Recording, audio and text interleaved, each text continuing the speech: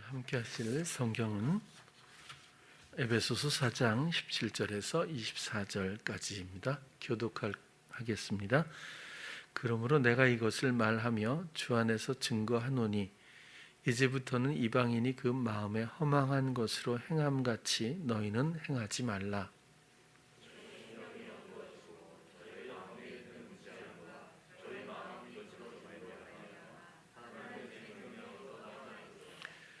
저희가 감각 없는 자 되어 자신을 방탕에 방임하여 모든 더러운 것을 욕심으로 행하되 진리가 예수 안에 있는 것 같이 너희가 과연 그에게서 듣고 또한 그 안에서 가르침을 받았을진데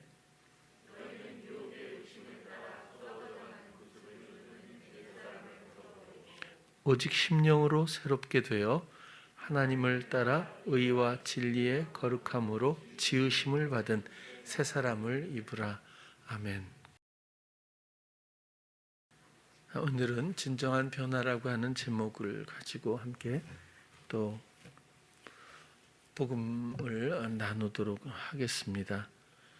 17절부터 한번 다시 보면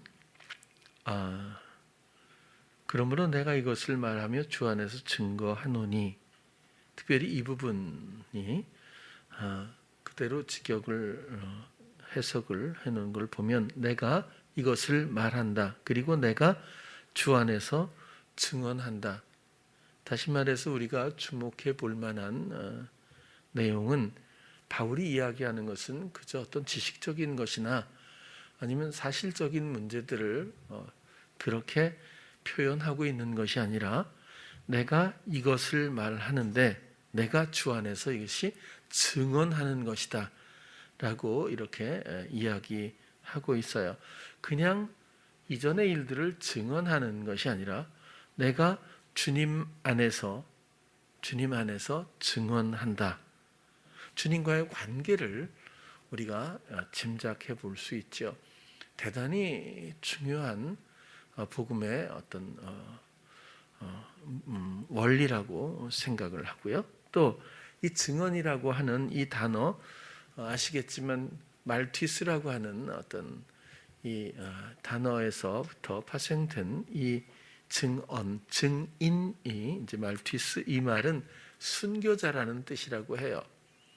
다시 말해서 우리의 증언은 우리의 생각을 말하는 것이 아니고 우리의 삶이 유지된 채 말하는 것이 아니고 우리의 경험과 축적된 지식이나 우리의 어떤 목적이나 의도를 가지고 말하는 것이 아니고 그 삶은, 그 이전의 사람은 죽었고 이제 주 안에서 오직 주님의 생각과 뜻을 전달하듯 그대로 가감없이 증언할 수 있는, 증거할 수 있는 그런 사람이 증인이다.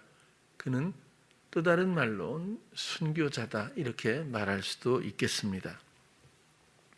18절에도 보면 총명이란 말은 마음의 감각이란 뜻이고 이해력이라고도 말할 수 있고요. 어두워졌다라고 하는 것은 장님이 되었다 그런 뜻입니다.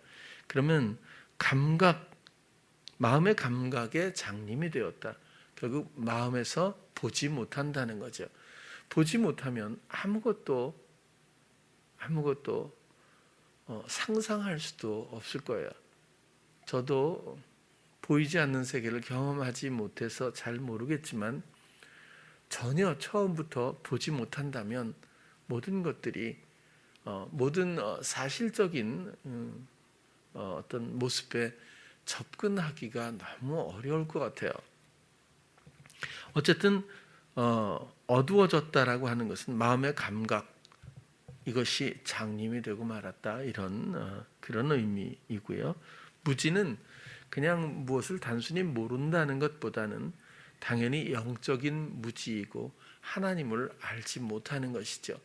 하나님의 사랑도, 하나님의 지혜도, 하나님의 생명도, 하나님의 살아계심도 이 모든 것들이 결국 그런 모든 것들에 대해서 알지 못하는 영적인 무지를 말하고 굳어졌다라고 하는 것도 마음이 굳어짐, 이 굳어짐도 무감각하다 그런 뜻이고요.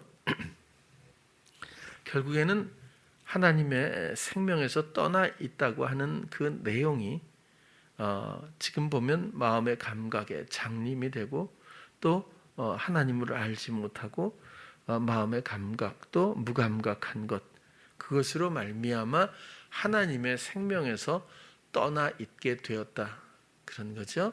그래서 우리 자신의 마음, 우리 자신의 무지, 우리 자신의 생각, 마음의 감각들이 하나님의 생명과 얼마나 밀접한 관계가 있는 것인지 어렵지 않게 대비되고 있습니다. 19절도 또 넘어가 보면 저희가 감각 없는 자 되어, 감각 없는 자, 이것은 아팔게오라고 하는 단어인데요. 두 가지 뜻이 함께 설명되고 있는데, 첫 번째는 몹시 슬퍼하다라는 뜻이 있고, 두 번째로는 감각을 잃게 되다. 결국 감각 없는 자는 감각이 무감각에서 넘어서서 감각을 잃게 되어 몹시 슬퍼하는 자라는 어떤 하나님 중심적인 해석이 아닐까 싶어요. 방임, 감각 없는 자가 되어서 자신을 방탕에 방임하여, 다시 말해서 의도를 가지고 하나님을 떠나거나 또 하나님을 배타하는 것이 아니죠. 감각을 잃음으로 그 슬퍼하는 자가 되어 결국에는 절망에 빠졌다고 보여질 수밖에 없죠. 그 자신을 방탕에 방임한다. 그 방탕에 스스로가 근원이 되는 것이 아니죠. 사람은 방탕에 방임하여, 방임도 사실은 파라디돔이라고 하는 단어예요.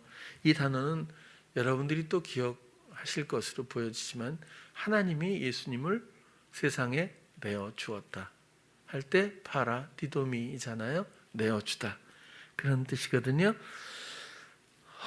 세상에, 이 방탕에 자신의 영혼을, 자신의 마음을 내어 주어버려서 모든 더러운 것을 욕심으로, 에피디미아죠, 갈망으로, 더러운 것, 거룩한 것을 분별하지 못하고 더러운 것들의 어떤 부추김 가운데서 그런 것들을 이젠 동경하게 되는 거죠. 에피디미아는 동경하다, 갈망하다, 그런 뜻이잖아요. 그래서 욕심으로 행했다는 뭘 가지려고만 이런 게 아니라 결국 세상의 돈이나 권력이나 명예나 세상에 좋아 보이는 이런 것들에 대해서 갈망하게 되고 동경하게 되었다, 그런 의미라고 봅니다. 오직 너희는 그리스도를 이렇게 배우지 않았다, 그렇게 하고 이제 21절부터는 진리가 예수 안에 있는 것 같이 너희가 과연 그에게서 듣고 또한 그에게서 가르침을 받았다. 이 말은 제가 볼 때 이 17절에서 24절까지, 제가 이 21절도 몇 번 함께 나누었지만 정말 대단히 중요한 원리가 아닐 수가 없습니다. 해석은 만일 참으로 너희가 그분을 들었다면, 그리고 그분 안에서 너희가 가르침을 받았다면, 오직 너희는 그리스도를 이같이 배우지 않았다. 진리가 예수 안에 있는 것처럼 너희가 참으로 그분을 들었다면, 그리고 그분 안에서 너희가 가르침을 받았다면, 이 일은 그냥 어떤 소망을 말하는 게 아니죠. 이미 이루어진 일입니다. 그리고 과거형이고, 그리고 이때는 이런 것이, 그분을 듣고 그분에게 가르침을 받았던 이 제자들이 얼마든지 있었다는 그런 짐작을 하게 됩니다. 21절로 또 여기서 듣고라는 말, 아쿠오, 이 말은 들려오다, 특별히 깨닫다, 그런 겁니다.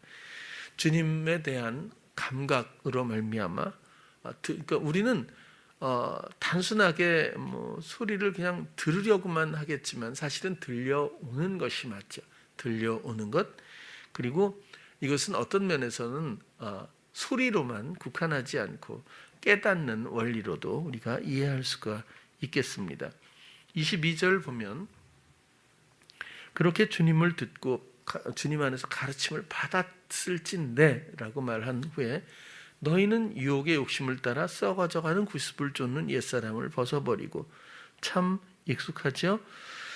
다시 해석을 읽으면 이전의 생활 방식과 속임의 충동들을 따라서 부패된 옛날 사람을 벗어버리도록. 이전의 생활 방식은 뭐죠? 주님이 없었던 생활 방식입니다.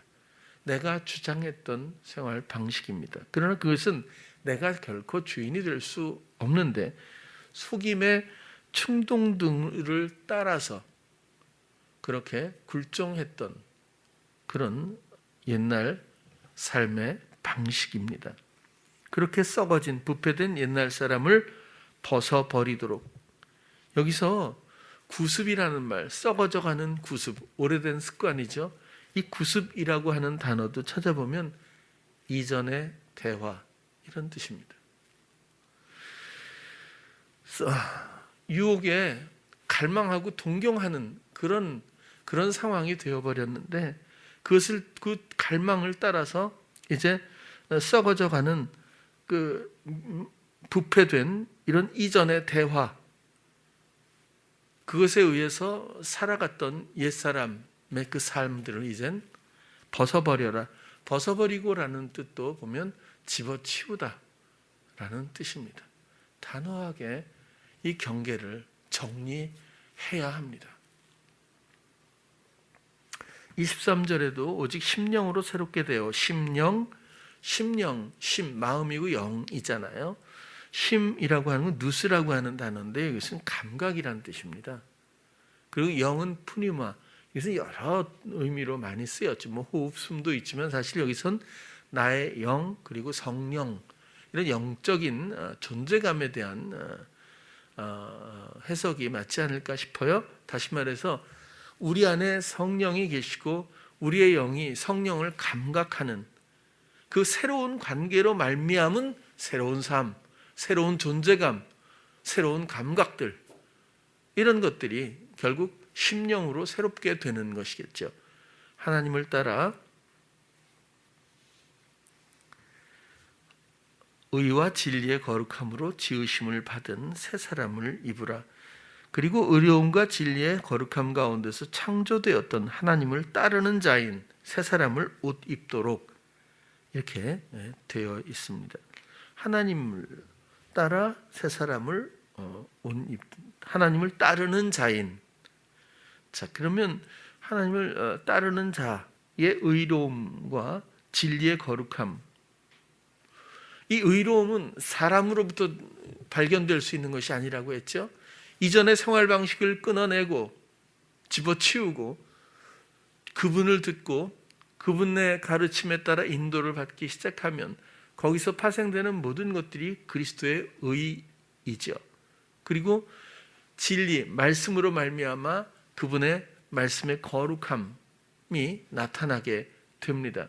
그리고 그렇게 새롭게 창조된 그런 흐름 가운데서 그 원리 가운데서 새롭게 창조된 우리의 새로운 존재감이 있습니다. 새 생명이 있습니다. 그것이 바로 새 사람이죠.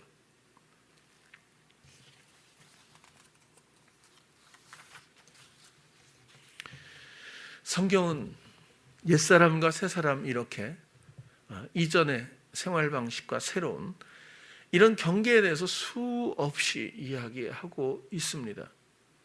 육에 속한 사람과 영에 속한 사람, 불순종의 종, 순종의 종, 이런 경계가 확실히 설명되고 있습니다. 이 전환에 대해서 끝없이 말해주고 있는 거죠. 그리고 이것은 우리에게 당면된 문제가 아닐 수가 없습니다. 그리고 이것은 절대로 어렵지 않습니다. 왜? 우리가 하는 것이 아니기 때문이죠. 늘 말씀을 드리지만 잘 차려진 상에서 우리가 그 앞에 앉아서 너무너무 배가 고픈 사람이 밥을 먹는 것은 밥을 먹겠다는 의지가 밥을 먹게 하는 것이 아니라 배고픔이라고 하는 상황이 자연스럽게 달려들듯 음식을 취하게 먹게 만들지 않습니까? 그렇다면 이 배고픔이라고 하는 것은 결국 영적으로는 마음으로는 가난입니다. 그리스도에 대한 가난, 그리스도가 없던 삶에 대한 우리 마음의 절규고 절망입니다. 세상을 동경하는 것이 아니라 이제는 그리스도의 생명에, 그리스도의 의와 거룩을, 그런 것이 없었던 우리의 영혼이 얼마나 버려져 있었던 것인지를 우리가 알고, 나의 시도가 얼마나 굴종적인 삶이고 끝없는 폐역과 끝없는 절망의 늪에 빠져들어가는 이 심화될 수밖에 없는 원리인 것을 우리가 인생 가운데 경험하게 될 수 있다면 우리의 마음은 어렵지 않게 가난으로 무장할 수가 있을 겁니다. 왜 그리스도를 듣지 못하고 그분의 가르침을 어렵다고 생각할까요? 가난하지 않아서입니다. 다른 이유가 없어요. 그 마음에 다른 생각이 있어요. 다른 기준이 있어요. 다른 가치관이 있습니다. 하나님을 위해서 내가 이런 것들이죠. 쉽게 말하면 굉장히 위험한 함정들입니다. 주님, 저는 아무것도 할 수 없어요.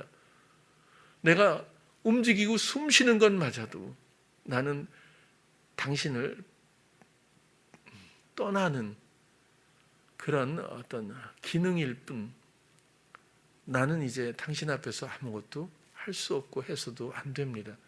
오직 당신만이 나의 전부입니다 하고 그분께 내 온 마음을 드릴 수만 있다면, 그래서 우리는 잘못했다 이렇게 생각하지 마시고 이 가난을 배우기 위해서 인생에서 수많은 경험을 하게 됩니다. 제 경험상으로 절대로 오에선 못 배웁니다. 인생은 오에선 못 배워요. 사람들은 그 오가 계속 연장되도록 그것을 평안이라 생각하고 복이라고 생각할지 모르겠어요. 그러나 영적으로는 거기선 아무것도 배울 수가 없어요. 우리의 넘어짐, 우리의 좌절, 우리의 잘못, 우리의 어떤 상실에서부터 우리는 무언가를 발견하기 시작하고 방향성을 알기 시작합니다.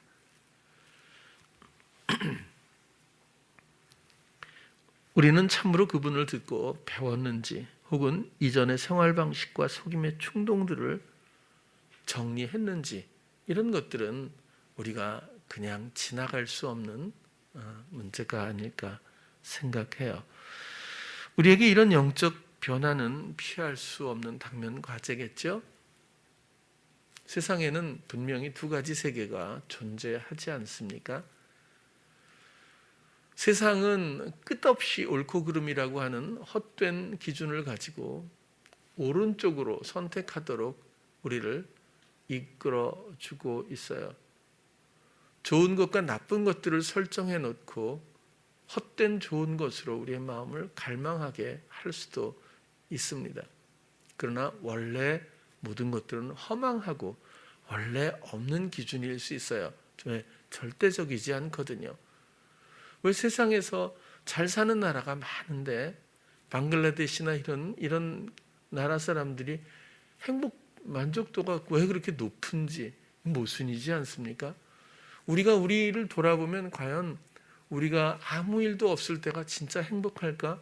오히려 무슨 문제가 있고 할 때마다 어려울 때 같이 그런 것들을 의논하고 또 그런 것들을 극복하고 했을 때가 더 행복하진 않았을까? 그렇다고 해서 모두가 어려울 필요는 없다는 거죠. 세상의 모순을 좀 말씀을 드려봅니다. 분명한 건 육이 있으면 영이 있고 사단이 있으면 주님이 있습니다. 이 두 가지 세계에 대한 선택은 여전히 자기 몫일 수밖에 없죠. 우리에게 이런 전환, 이런 변화는 너무나 피할 수 없는 당면된 문제들인데, 그렇다면 이런 새 사람 새 생명으로의 전환의 내용을 어떻게 우리가 이해하고 설명할 수 있을까 한번 생각을 해봤어요. 여러 가지 측면이 있겠고 또 접근하는 방법이 있겠고 또 설명할 수도 있겠지만, 오늘은 제가 한번 나름대로 설명을 드린다면 그것은 진정한 변화는 내 삶의 주인이 바뀌는 것일 겁니다. 주인이 바뀌었다는 말은 나 교회 나가, 이전엔 안 나갔는데 나 술 먹었어, 근데 이제 술을 안 먹어. 나 담배 끊었어. 난 이전엔 폭력적인 삶을 살았는데 이제는 순한 양이 되었어. 이런 정도의 표면적 변화가 아니죠. 이것은 영적인 걸 거예요. 이것은 주인이 바뀌었다는 이 말은 좀 다른 설명으로 만약에 풀어간다면 제 생각엔 주인이 바뀌었다? 어떻게 보면 다 그런 것 같아요. 근데 조금 더 세밀하게 설명하면 마음의 주인이 바뀌어야 합니다. 조금 더 자세히 말하면 생각의 주인이 바뀌어야 합니다. 말의 주인이 바뀌어야 합니다. 그 잣대를 놓고 내가 내 마음의 주인이 바뀌었는지 한번 살펴볼 필요가 있어요. 내 생각의 주인이 바뀌어 있는지, 내 말의 주인이 정말 주님이신지 우리가 살펴볼 필요가 있어요. 왜냐하면 우리의 삶은 마음과 생각과 말이라고 하는 아주 중요하고 굵직한 이런 요소들로 이루어져 있기 때문에 그렇게 한번 말씀을 드려봅니다. 우리의 모든 감각이 오직 주님을 향해야 합니다. 그리고 이것을 또 의무로 생각하지 않길 바라요. 아까도 말씀드렸지만 두 가지 세계가 있어요. 두 가지 세계가 있는데 우리의 마음으로 정한 마음으로 정직한 영으로 주님을 향한 감각에 우리가 인색하지 않을 수만 있다면 듣는 것이 어려운 것이 아니에요. 깨닫는 게 결코 어려운 것이 아닙니다. 사랑하는 사람 보고 뭐가 어렵냐고 한번 물어보세요. 기능적으로 분해해서 뭘 질문해야 될 게 뭐가 있는지. 사랑은 사랑일 뿐이죠. 사랑이 하게 하는 것 뿐이고요. 그냥 사랑일 뿐이잖아요. 정말 어려운 게. 이쪽은요. 이쪽에서 갈망하고 동경했던 세상에서 부요함, 풍요로움, 형통함, 그다음에 평안함, 기쁨, 행복 이 모든 것들의 진실한 원래의 모습들이 이쪽에 다 있습니다.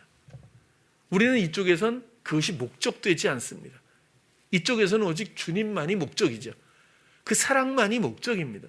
그러면 주께서 하시는 세밀하고 은밀하고 풍요로운 모든 것들을 이쪽 세상에서 아직 육신을 입고 사는 동안에 모든 것들을 경험할 수 있습니다. 또 이 경험이 목적이 아니죠.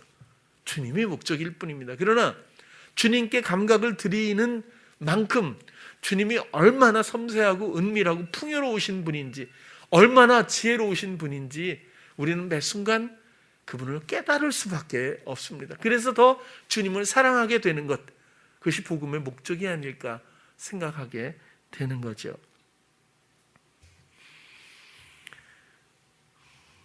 우리는 기법적으로 보면 말하면서 주님을 생각해야 될 것 같아요. 예수님을 생각하면서 말해야 하지 않을까 그렇게 한번 나름 설명을 해봅니다. 자신의 생각을 말하고 이전의 생활 방식을 행하면서조차 전혀 위험성을 느끼지 못하는 사람들 많이 있는 것 같아요.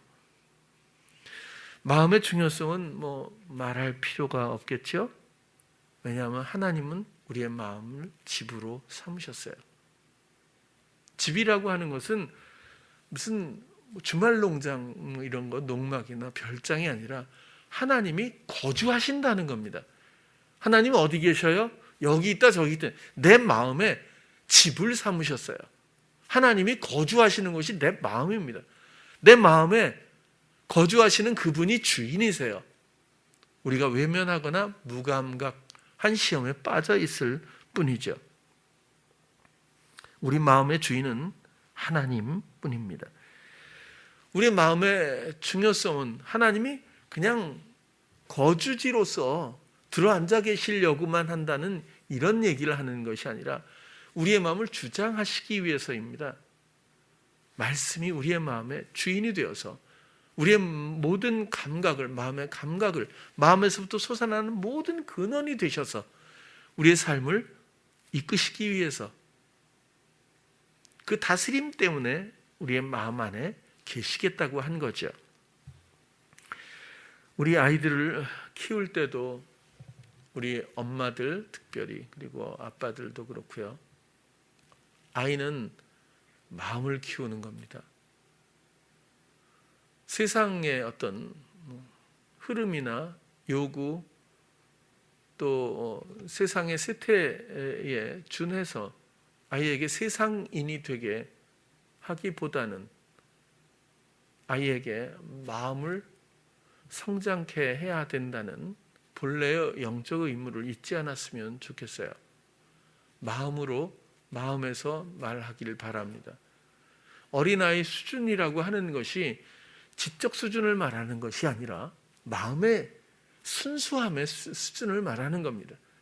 그 순수함으로 그 아이를 위하는 사랑하는 마음 가운데서 아이와 대화를 하고, 그리고 그 마음에 그 대화 가운데에서 아이가 성장할 수 있도록 아이가 이해하고 또 표현하고 또 받아들여주고 또 실행하고 말하고 생각하고 그 마음의 방향을 주께로 잡아주고 마음이 굳어지지 않도록 세상에 빼앗기지 않도록 어려서부터 마음의 친구가 되어 동행해 주시고 또 성장시켜 줘야 해요.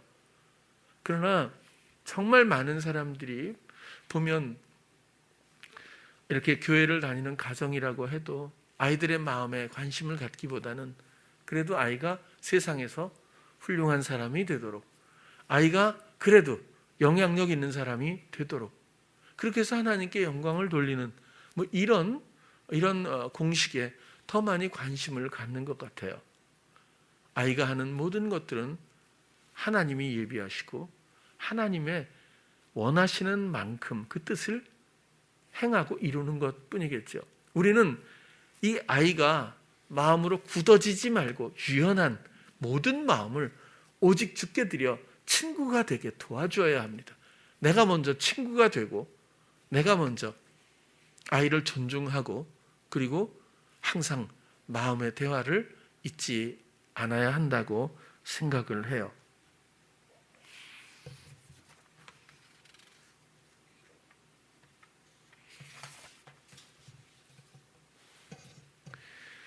생각의 중요성도 말할 나위가 없지 않습니까? 우리 아이들이 대부분 정말 슬프도록 어렵게 느껴지는 것은 어려서 부모님들이 맞벌이를 한다든지 해서 홀로 생각에 그냥 빠져 있도록 놔뒀을 때, 또 맞벌이가 아니더라도 아이가 어떤 생각을 하고 그 생각의 방향성이나 또 생각의 근원, 또 생각에 파고드는 여러 가지 이런 충동들이라든지 그런 미리 던져놓는 포석과 같은 여러 가지 시험의 일들이 어렸을 때 마음에 또 생각에 사단은 여지없이 모든 인생들을 그렇게 그렇게 만들어 버리고 있는데도 불구하고 아이들의 생각에 대해서 별로 우리가 좀 진지하게 관심을 갖지 못했을 수 있어요. 어려서 시작된 생각의 순환이라고 하는 동력은 평생 가고 맙니다. 나이도 먹지 않고 성숙하지도 못하면서 그 생각의 순환고리를 결국 끊어내지 못하고 종로를 타듯 끌려갈 수밖에 없어요. 이것도 나쁘다고 생각하지 마세요. 이거 잘못됐구나. 아니요. 그것 때문에 주님이 필요한 거고, 그것 때문에 가난할 수 있고, 그것 때문에 주님의 잔치상에 앉을 수가 있어요. 우린 주님을 먹어야 합니다. 본인이 주님 스스로 그러시잖아요. 나를 먹으라고. 하늘로부터 내려오는 양식이고 참된 음료라고. 생각은 정말 엄청난 차이를 불러오게 되어 있어요. 여러분들 어떤 순간에 한번 자신의 삶을 단면처럼 일시정지시키고 잘라보시기 바랍니다. 나의 모든 생각의 주인이 주님이신지, 나는 주님을 생각하고 있는 건지, 아니면 이전의 생활 방식 가운데서 어떤 충동적인 성향에서부터 끝없이 솟아나는 부패된 나만의 그 동력에서부터 주어지는 생각에 빠져 있는 건 아닌지. 여러분 우울하세요? 여러분 힘드세요? 여러분 슬프세요? 두려우세요? 염려하세요? 다 이전의 생활 방식 아닐까요? 아주 익숙한 만연되어 있는 사단의 작품들이 아닌가요? 주님 세계에 그런 것이 있을까요? 두 개의 세계가 공존하고 있는 우리가 경험하고 있는 이 세상에서 우리는 왜 이전의 생활 방식이라고 하는 옛사람의 영역에서 분연히 그 모든 것들을 집어치우고 주님의 사랑의 나라로 이동하지 못할까요? 이것은 성도로서 교회로서 너무나 안타깝게 당면된 문제라고 늘 여기는 거예요. 아이들에게 생각을 지킬 수 있도록 도와줘야 합니다. 스스로의 생각에 빠져서 동력이 생기지 않도록 그 생각의 주인이 오직 주님이고 아이가 어떤 생각을 하는지 우리가 주님의 지혜 가운데서 인도해 주어야 합니다. 로마서 8장에 보면 5절에서 8절 여러분 잘 아시다시피 육신을 쫓는 자는 육신의 일을, 영을 쫓는 자는 영의 일을 생각한다. 카타라는 말이죠. 쫓는 것, 그죠? 추구하고 육신을 또 영을 쫓는 자는 영의 일을 생각한다. 육신을 쫓으면서 영의 일을 생각하지 못할 수 있다는 뜻이겠죠. 육신의 생각은 사망이고 영의 생각은 생명 그리고 평안. 이 간극을 어떻게 해야죠? 1등 아니면 2등 이런 게 아니잖아요. 사망 혹은 생명. 육신의 생명은 그렇습니다. 육신의 생각은 내 이 순간에 혹은 내 삶의 단면 가운데서 영의 생각이 발견될지 육신의 생각이 발견될지는 잘 모르겠어요. 그러나 이것은 명백한 선언입니다. 그리고 하나님의 인도하시는 소망이 담긴 그런 증언입니다. 육신의 생각은 하나님과 원수가 된대요. 이는 하나님의 법에 말씀에 굴복치 아니할 뿐 아니라 할 수도 없다. 8절도 보면 육신에 있는 자들은 하나님을 기쁘시게 할 수 없다. 믿음이 없는 자들이죠. 믿음은 들음에서 나고 모든 것들이 무감각하게 되어서. 그런데 또 중요한 것은 사람이 잘못이 아니라는 거예요.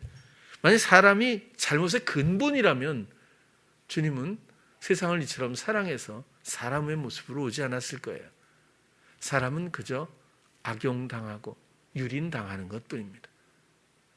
이젠 그 역할에서 그 역할을 또 집어치우고 분연히 주님의 사랑의 나라로 이동해야 한다.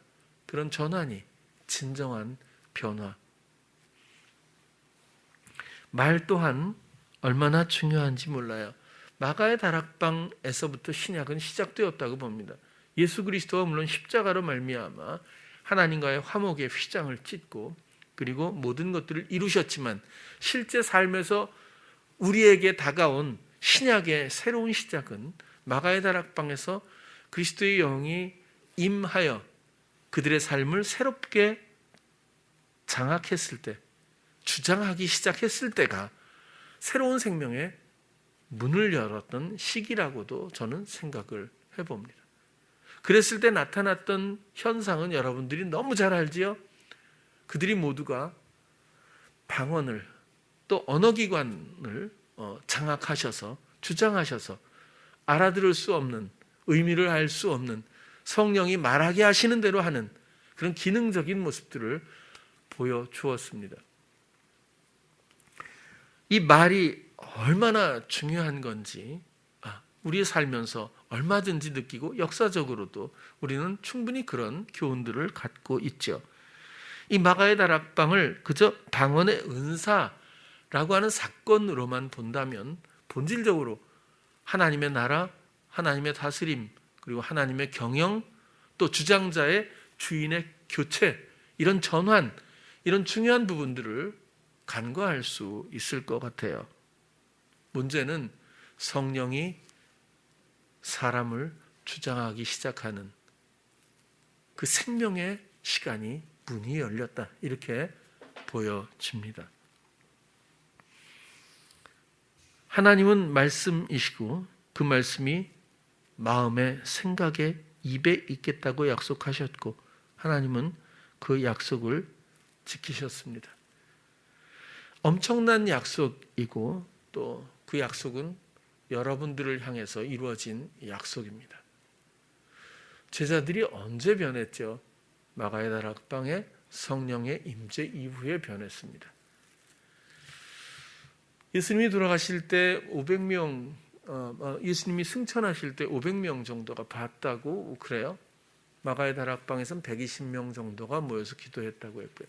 올라가시면서 성령을 기다리라고 했거든요. 그런데 무슨 볼 일이 있겠죠. 그렇죠? 우리 교회도 이렇게 출석에 예민하진 않지만 어쨌거나 500명이 하나님 그리스도의 승천을 본 믿음의 사람들이었다고 봤는데 모여서 기도한 사람은 120명이었다고 해요.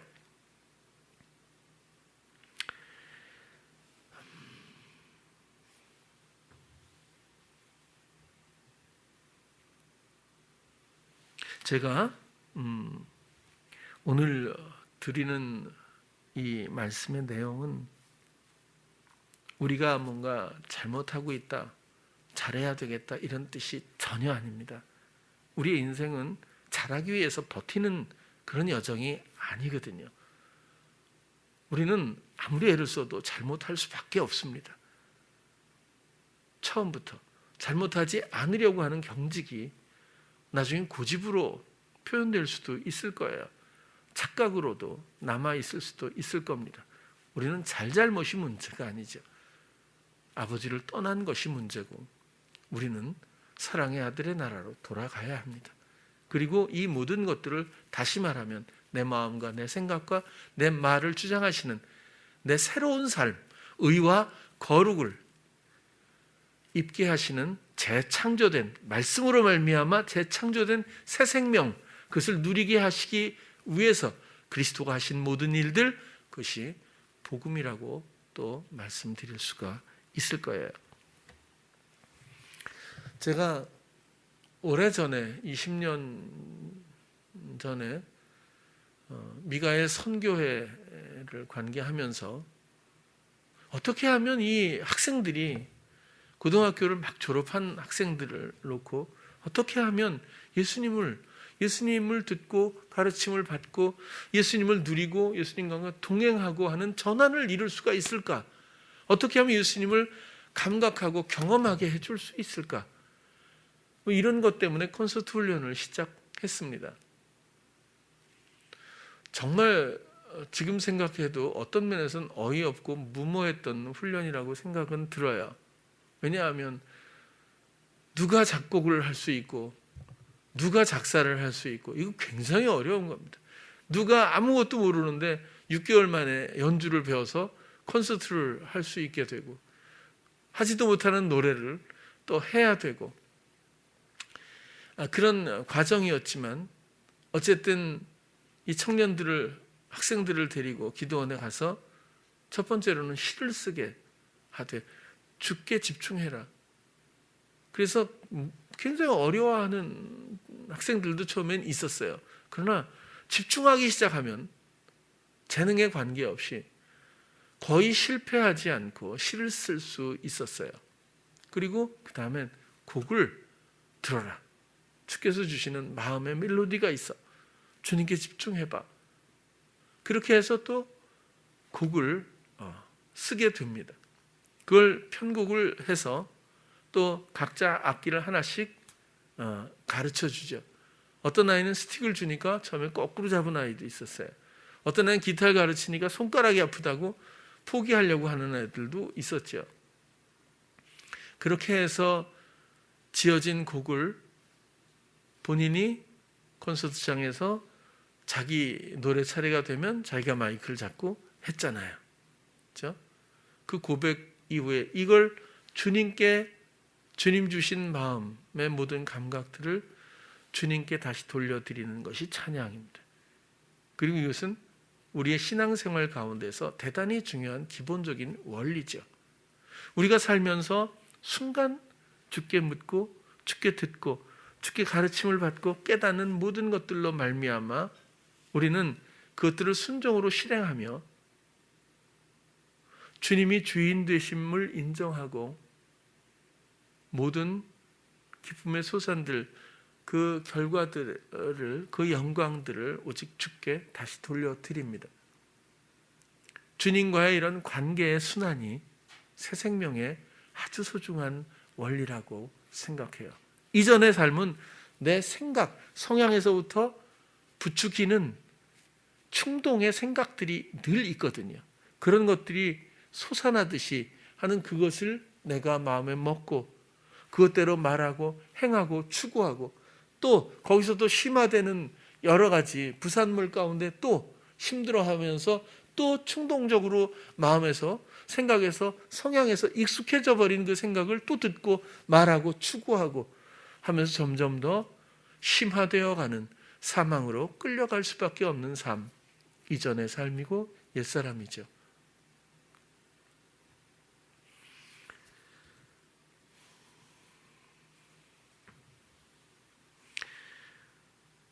주님은 우리의 모든 것 되십니다. 세상이 그토록 추구하는 행복도 바로 주님뿐입니다. 세상에 추구하는 기쁨도 평안도 오직 주님뿐이고 주님이 그 근원 되시며 주님이 하시는 모든 감각되어지는 것들이 바로 평강, 그래서 평강의 왕이고 사랑의 왕이고 그분은 나의 지혜 되시죠. 우리의 영혼이 우리의 삶에 필요한 그 모든 것 되시는 주님, 이런 고백이 여러분들에게 꼭 있기를 바랍니다. 우리는 이전의 삶을 집어치우고 온전히 주님을 선택한 사람들입니다. 우리의 마음의 주인과 생각의 주인, 말의 주인이 오직 나의 주님뿐입니다. 그런 전환이 진정한 변화죠. 그런 것들이 영적인 변화입니다. 그리고 이것은 어렵지 않습니다. 아직 나는 그렇지 못해 라는 또 충동의 소리가 있다면 듣는 것을 집어치우시길 바랍니다. 그냥 주님, 난 잘 못해요. 그러나 당신이 나를 이끌어 주세요 라고 주님에 대한 지금 내가 있는 그 모습 그대로 오병이어를 드리는 것처럼 나의 있는 부서진 것도 깨진 것도 모난 것도 그냥 드리면 주는 아름답게 쓰십니다. 결국 주님께 들리느냐, 주님을 감각하느냐, 주님을 바라느냐라고 하는 문제지 우리가 주님 앞에서 온전해지는 문제가 아니라는 것을 다시 한번 정리해 봅니다. 주님은 내 감각 안에서 언제나 나를 인도하십니다.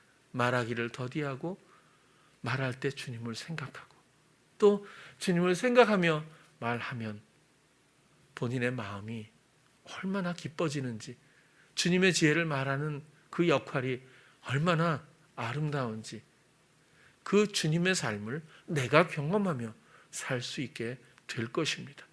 그렇게 해서 이전의 삶을 탈출할 수 있을 거예요. 이런 새 생명의 삶이 그리스도로 말미암은 복음의 일들이 사랑하는 우리 찬양교회 성도님들께 충만하기를 다시 한번 축복합니다. 기도하겠습니다. 사랑의 주님, 오늘은 변화에 대해서 나누었습니다. 이전의 삶이 있습니다. 우리가 원치 않았지만 우리는 어두움에 내어준 바가 되었습니다. 그곳에서부터 빛으로 우리는 나아갑니다.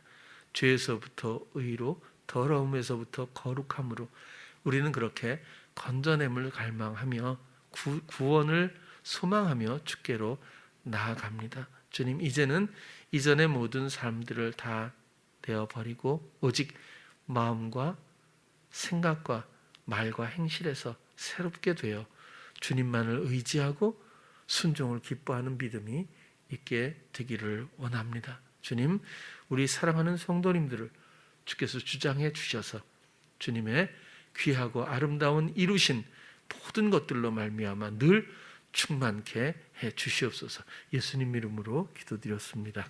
아멘.